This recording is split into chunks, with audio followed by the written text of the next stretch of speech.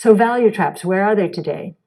Banks, they're value stocks. But we think they're going to be disrupted in many ways. Inverted yield curves, we think, are not just a passing phenomenon. We think they're going to stay flat to inverted, which is really difficult for banks because of innovation. And you can go back to the 50 years ended in the Roaring '20s, and you will see that yield curves were inverted more than 60% of the time, on average 100 basis points. This is a killer for net interest margins, right? And that the steepest inversions occurred during periods of strongest growth. It's the opposite of the way people are thinking now. And the reason that is because with innovation comes very rapid unit growth, and we think growth is understated in the economy. We're still operating with industrial statistics when we're in the digital age. It doesn't make any sense. So we think that real growth is understated, and productivity as well. And we think that inflation is overstated. So we might already be in a deflationary period. So the short end of the curve is responding to unit growth, very strong. The long end of the curve is responding to inflation, very low. So it makes sense. Back then, the average short rate averaged, or the short rates averaged 4.9%, long rates 3.9%. And we do think if we're right about what's going on with innovation and the exponential growth opportunities ahead here, that those kinds of interest rates will return. So that will be negative for the bond markets, but it won't be a disaster. So you see negative yields then being just happening for the next X amount of years, or due to this innovation? Flat to inverted, yes. I don't know. We have, back then, there was no Federal Reserve. The Federal Reserve didn't come into place until 1913. And there was little government intervention. So today there's a lot of government intervention, and especially on the monetary policy side. So it may not play out exactly the same as that, but we wouldn't be surprised to see much flatter and sometimes inverted, and maybe more than sometimes inverted over time. I want to take a step back and talk. Can I just on the disruption of banks? It's not just the yield curve. It's companies like Square and PayPal that essentially are going to allow people to carry their banks around with them in their pockets through their cell phone. We've already seen mobile payments explode in China. They went from $1 trillion in 2014 to $26 trillion, 2 times their GDP in 2018. That's a 26-fold increase over 4 years. That's crazy. That's disintermediating the banking system in China. We think the same thing's going to happen in the developed markets, and that digital wallets will take the place of bank branches. And we see this with Venmo, and with Cash App.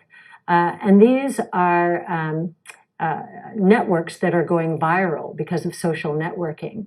To give you a sense, Cash App, Square's Cash App, merchants use it. It's just entered Australia, by the way, and merchants can swipe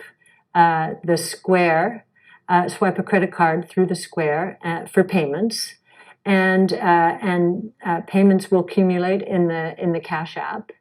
And what Square's competitive advantage is to a bank is Square knows every second of the day how this merchant's business is doing, right? Because it sees every payment, and it's able to anticipate working capital needs, and it's able to anticipate maybe capital needs. Oh, and by the way, payroll processing, and then it's got consumers using it, right? And then these consumers the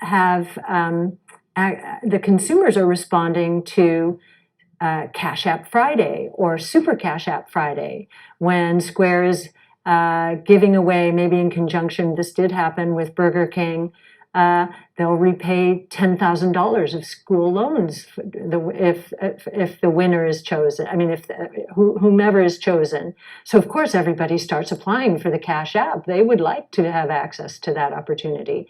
Same thing with Super Cash App Friday. They were giving away 1 Bitcoin. That's $10,000 these days.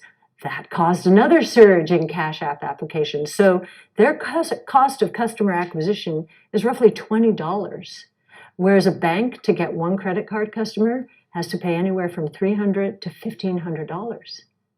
There's no comparison. It's going to be very difficult. And then, so you've got Square and Cash App and PayPal nipping at the bank's heels. You have Goldman Sachs, Marcus, their online banking solution, coming for the head of the banks, or the heart. They're offering 3% plus for online deposit accounts. They'll pay 3%, and banks are at 0.2 or 0.3 or wherever they are. Again, no comparison. Bricks and mortar, it takes a lot to sustain those. These are online, digital, much, much lower cost. So if you look at that in the Australian context, obviously banking is such a huge part of Australia. Yes. Do you see then the end of traditional banks in sight?